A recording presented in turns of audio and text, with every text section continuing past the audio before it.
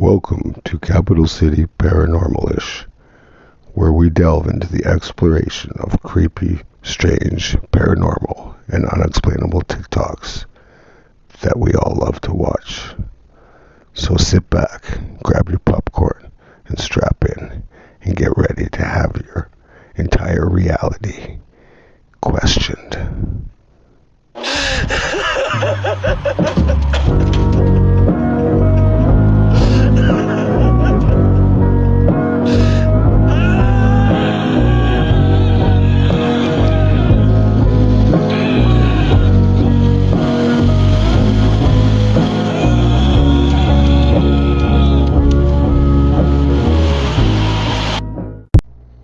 Hey, my freaky fam, welcome back again to another episode of Capital City Paranormal-ish, where we delve into the exploration of creepy, strange, paranormal, unexplained TikToks, you know, the ones we all love to watch.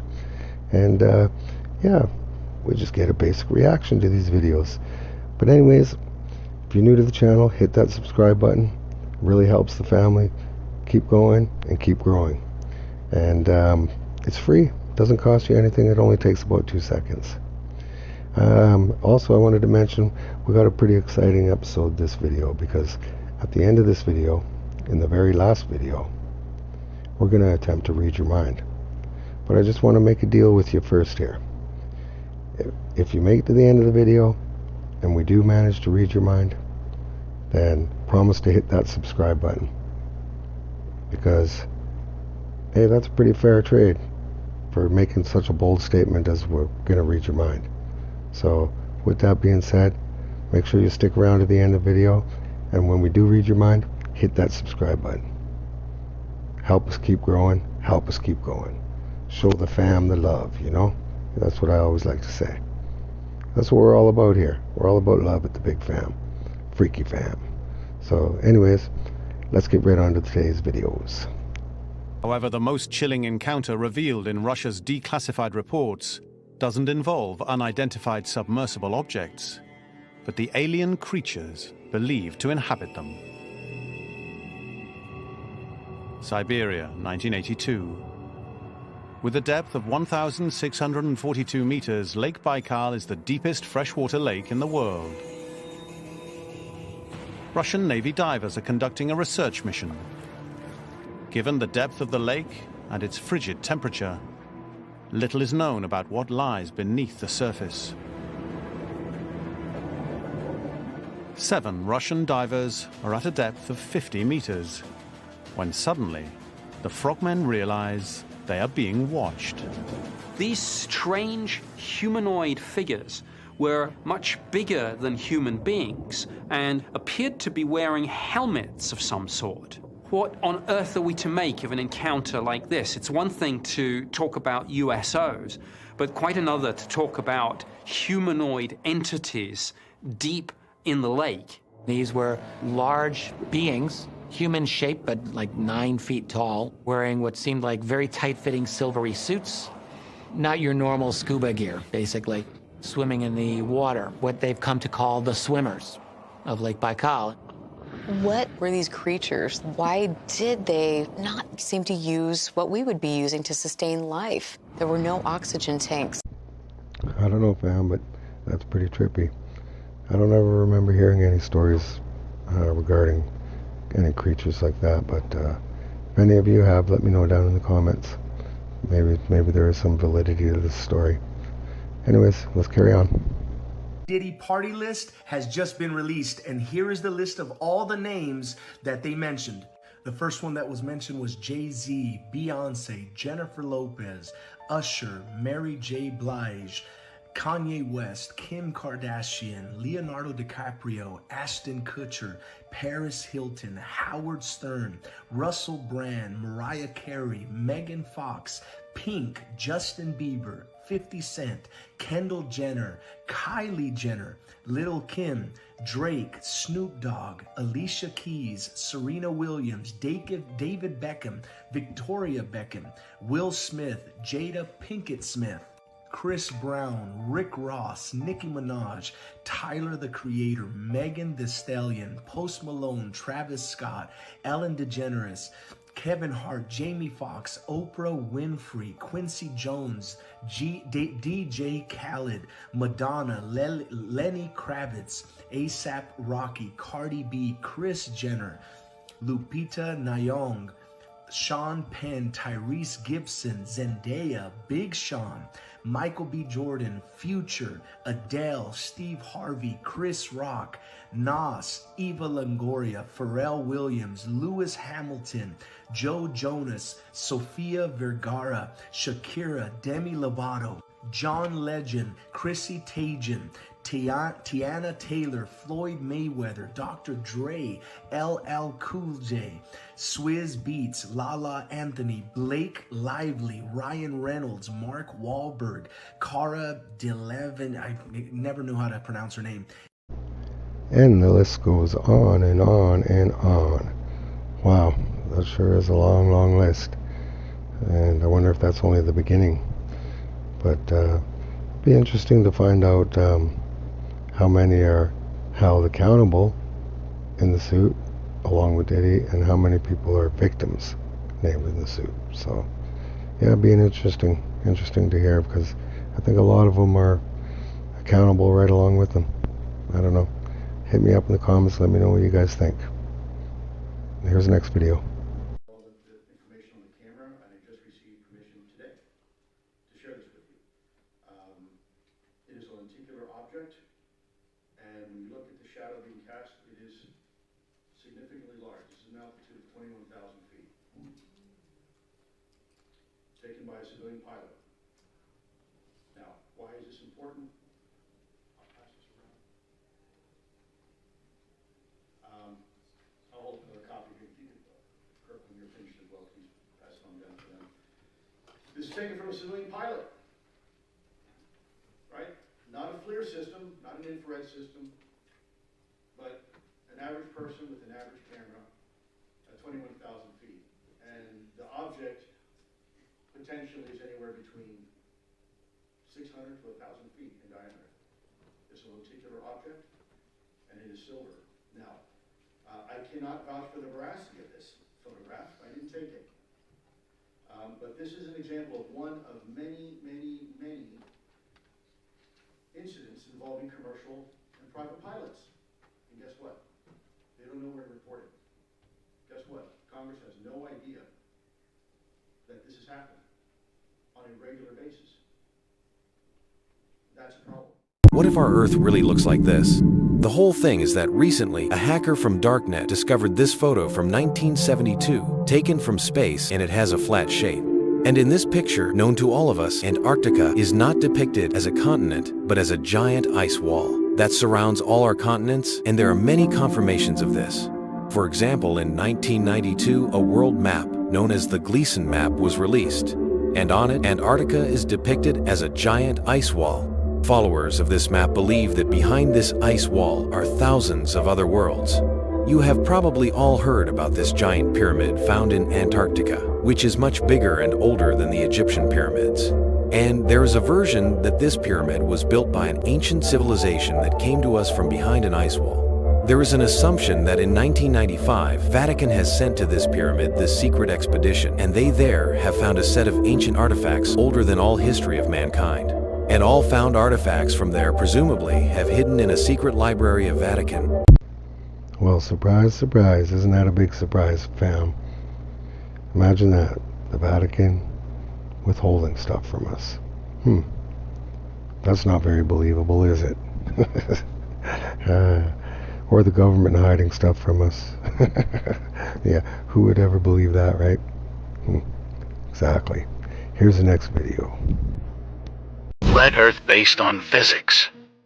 From the perspective of an engineer and a pilot. Truth of the flat Earth, shape of the Earth, as an engineer and a pilot. So I've studied engineering, physics, 3 different ways: basic physics, electric physics, and construction physics. And also as a pilot, as a rotary wing pilot, that is helicopter pilot, I studied aeronautical physics as well. So I can cover and discuss just about any factor of flat Earth not that I'm any smarter than anybody else, but I've studied quite a bit of factors that analyze shape and motion of just about any object. That's physics, also aeronautical physics, and principles of flight. I can tell you this, airplanes fly straight and level. That's even an aviation term, straight and level. Airplanes will fly for hours at the same altitude, never dipping their nose down to follow the curve of the Earth. An aircraft on a 12-hour or even 18-hour flight from Portland, Oregon to Seoul, Korea, that would have that aircraft starting at one point and then flying so far around the Earth that it's flying downwards with its nose vertically downwards, and then starting to go around the curve of the Earth so that the airplane is now flying upside down. Would have to make that kind of a flight path on a globe, which is such an absurdity. So that being said, I come into the true shape of the Earth, the flat Earth. As a skeptic, like most anyone else, I'll tell you my story. My buddy told me about this. He said, Rob, you need to learn about the ice ring. You need to learn that the Earth doesn't move. This globe is garbage. And I laughed at him. I said, are you kidding me? I'm not even gonna look into that. He said, that's fine. He said, that's fine. You don't have to look into flat Earth. But until you do, he said, until you do look into flat Earth, you will remain a slave of the Matrix. And interestingly enough, at this point, this was more or less November, December 2015. I had already mentally resigned from the U.S. military for 3 years. I had already resigned because of Benghazi. I realized, and I saw for myself, I'd been working with U.S. as an Army officer, working for State Department for a good 10 years. And so what I did, I turned my physics awareness, I turned my studies into analysis of the shape of the Earth. Radar is simply another form of radio transmission. Radio includes anything within the range of the electromagnetic spectrum. Electromagnetic spectrum, also known as light. Radio is the transmission of light, whether it's visible light or radio waves which are not visible. When it comes to radio transmissions, there must be a transmitter and a receiver. There can be a reflector or a transmittal unit along the way. However, in the end, there's got to be at least transmitter and a receiver. And in the case of radar, radar transmits a signal and it bounces off a reflector, and then it comes back to the receiving station. Or it can go to other stations if they're set up in the network properly. Long story short, radar emits a signal, it bounces off something, and then it returns to a receiving unit, and the receiving unit maps that reflection accordingly. If there is no reflector, then there's no return signal, and then the object does not show up on the radar. For example, it's off the screen. Notice, there's no curving around anything. It goes out in a straight line. Radio signals always travel in a straight line. So the transmitter sends the signal out to the target, bounces off, and it comes back in a straight line. Radar cannot travel over the curve, and hence radar is dependent on line of sight, direct beam from the transmission to the target. It reflects and it comes straight back. There is no curving around anything, thus is radar. The fact proven from multiple points that there is no Coriolis to the motion of the Earth. And I'm speaking from a pilot's perspective, also an engineer's perspective, because I obtained a degree as an engineer before I went to flight school. So I'm both a pilot and engineer at once.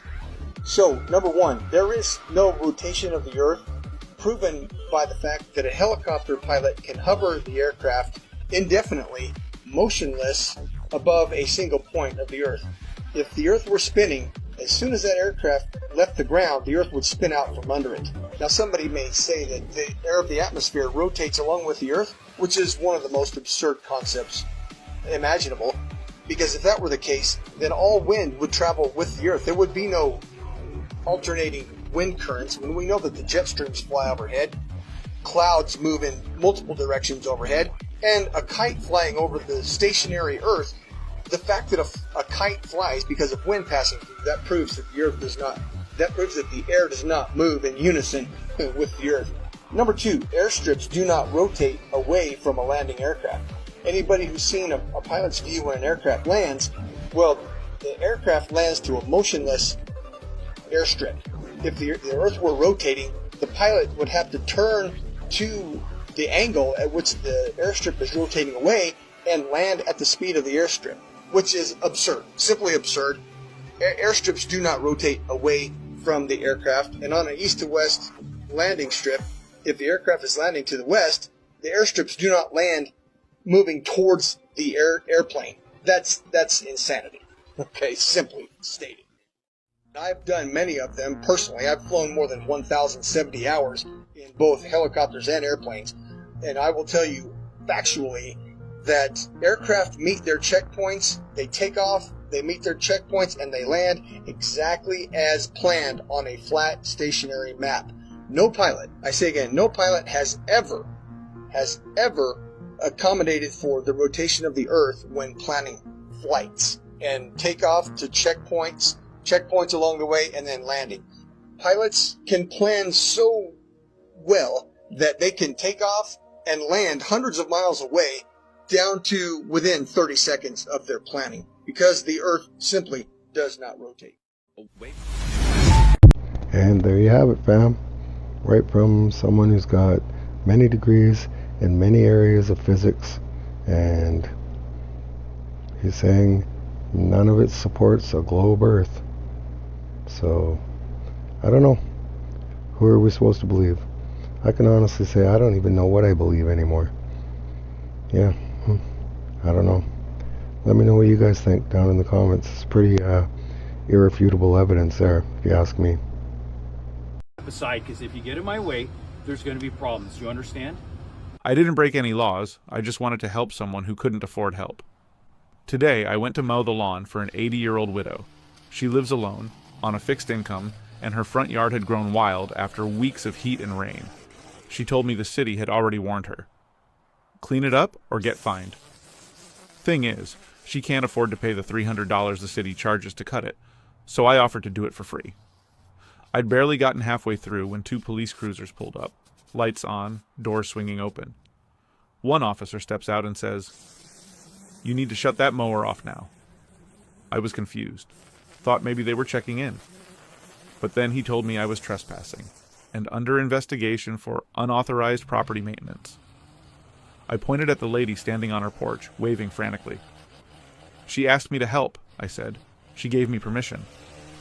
They ignored her. One of them told me the yard fell under a municipal code that made it restricted property because of pending fines. The woman kept pleading, trying to explain, but they wouldn't listen. One officer handcuffed me right there in front of her. Turns out the local department offers a paid lawn service, and if neighbors or charities step in for free, they interfere with city business. I sat in the back of the cruiser, watching that poor woman cry on her porch. I wasn't charged. They let me go later with a warning. But they told me next time it would be a citation for disruption of municipal process. I'm going back this week to finish the job before they fine her, even if it means getting arrested again. If you want to hear what happens next, just type "stand up" in the comments. I don't think you're ready for this one. This is Alien Races Part 3, the Pleiadians.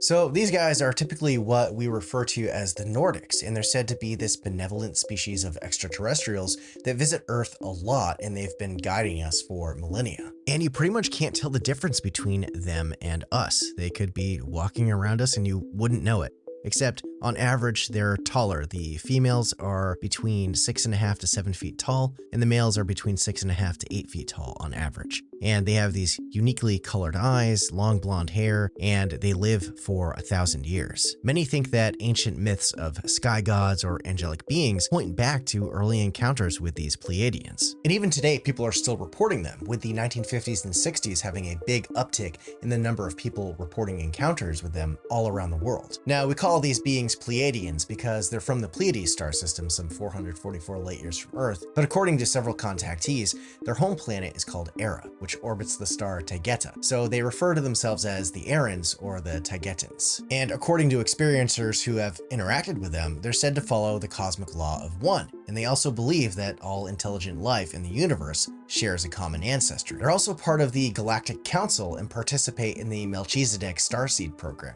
meaning that some Pleiadians incarnate their souls on Earth, so some of you out there could be a starseed. And we always get the question, why don't these beings help us directly? Well, much like in Star Trek, there's apparently a kind of prime directive that says they can't interfere with developing civilizations, but they can send their starseed souls to help guide humanity from within and kind of in the background. Are you a starseed? Leave a comment and let me know what you want to hear about next.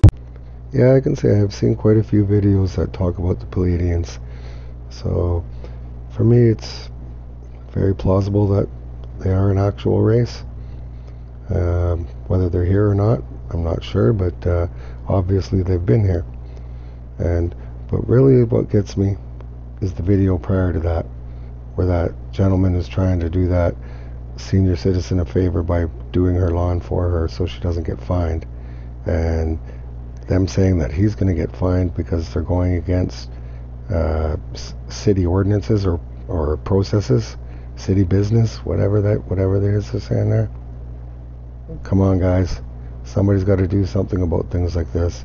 Reach out to your member of parliament to something, you know. This sort of stuff's got to stop, you know. It's like, I don't know. The only thing that matters to them, it seems to be, is profit. Profit, profit, profit. And what? On the backs of what? Us, citizens. And I mean, come on, our elderly? Man. This gets better as it goes. Here's the next video, guys.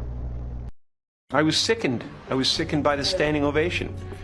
I felt like Hollywood is just spineless, en masse. And it really felt like, oh, this is a really clear indication that we're not the cool club anymore. What if Jim Carrey, the comedy legend turned truth-spewing wildcard, has allegedly dropped a bombshell that's sending shockwaves through Hollywood's polished facade. According to The Whispers, Carrey claims that Oprah Winfrey and Sean Diddy Combs were once quietly unnerved by none other than the enigmatic Michael Jackson. This isn't your average tabloid headline. It's a deeper, messier tale woven with power plays, unspoken secrets, and the magnetic pull of a pop icon who operated beyond anyone's control. What did Michael know? Why would two titans of media and music be shaken by a man who moonwalked across stages but also through the shadows of celebrity? We're diving headfirst into this strange and captivating web of speculation. The king, the queen, and the mogul, a shadow of secrets? What if the most powerful names in entertainment were caught in a silent standoff, bound by secrets, reputations, and one man's untouchable legacy? That's the storm brewing around a new wave of speculation tying together Jim Carrey, Oprah Winfrey, Sean Diddy Combs, and the legendary Michael Jackson. According to swirling rumors and alleged insider buzz, Jim Carrey, one of Hollywood's boldest voices, has quietly suggested that Oprah and Diddy weren't just in awe of Michael Jackson. They were afraid of him. Not because of the glitz, the moonwalk, or the bedazzled glove, but because of what he symbolized. Michael, the king of pop, wasn't just an icon. He was a force of nature. Someone who may have known too much, seen too much, and couldn't be controlled. But what was Michael really about? What about him made him so larger than life, and some would say, threatening? See, that's what I mean, fam. Seems to be all about profit and keeping that money wheel rolling for them. No matter at what cost. I don't know, but we got to do something to change this crap. You know, we're losing the best people that we have. The ones that stand up, the ones that want to make a difference. We got to do something to stop this. I don't know. Tell me what you guys think. Spam it up in the comments, and you know, we got to do something, guys. Here's the next video. Can someone explain this to me? He throws the ball and floats across the ISS, and it picks up a bat off of the ground. And after he hits the ball, he drops the bat back down to the ground. All the while, he and the ball are still floating. Any answers would be appreciated. Because I say that this straight line is a straight line. And you're not the mental one because you say that this straight line curves. You know, people that say that water can stick to a ball think that they're not mental. Have you ever watched the movie Shutter Island, where the guy thinks he's literally like the doctor the whole movie, and then turns out he's actually the patient in some mad fucked up mindset of control and confusion? That's what the people are in now. They genuinely think that water can stick to a ball and spin 1,000 miles an hour around the vacuum of space, but stay completely still whenever you stand on the surface. What? Like, the velocity of the Earth is never ever felt. Come on. If you were spinning at 1,000 miles an hour and you weren't in a container, you would feel the velocity going 1,000 miles an hour. But obviously, this is just my opinion. Don't get too offended. I'm as fictional as a dinosaur, baby. I don't know, fam. I don't know. All I know is I hope that these videos are getting some truths out to people, and, you know, they're starting to give their head a shake and realize what's happening around them. We're being fed a lot of bullshit, and I don't think any of us really deserve that. So, yeah, I hope that, you know, I hope, if anything, that these videos provide some perspective and, you know, get people really looking around at what's going on. You know, maybe then something will happen and will spur some sort of change. That's all I can hope for. Anyways, we're down to the last video. And as I said, we're going to read your mind. So get ready. And like the deal was, if we do manage to read your mind, you hit that subscribe button and join the Freaky family. So without further ado, let's get to the mind reading.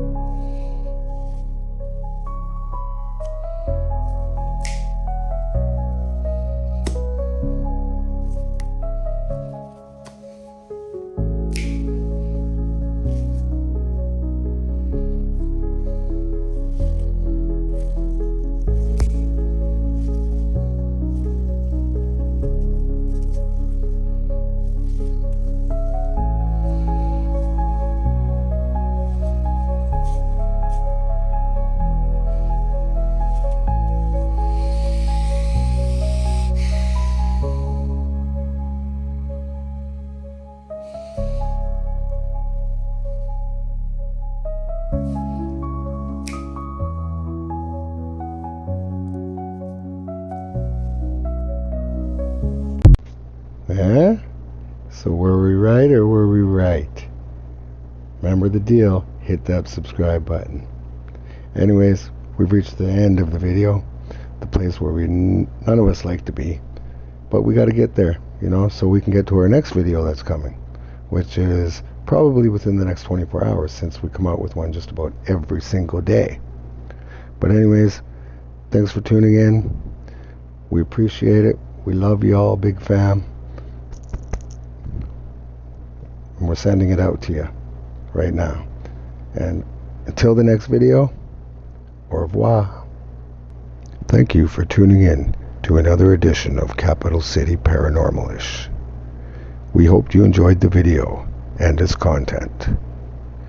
Please, if you're new to the channel, don't forget to hit that subscribe button so you can be a part of the Freaky family too. So until the next video, keep safe.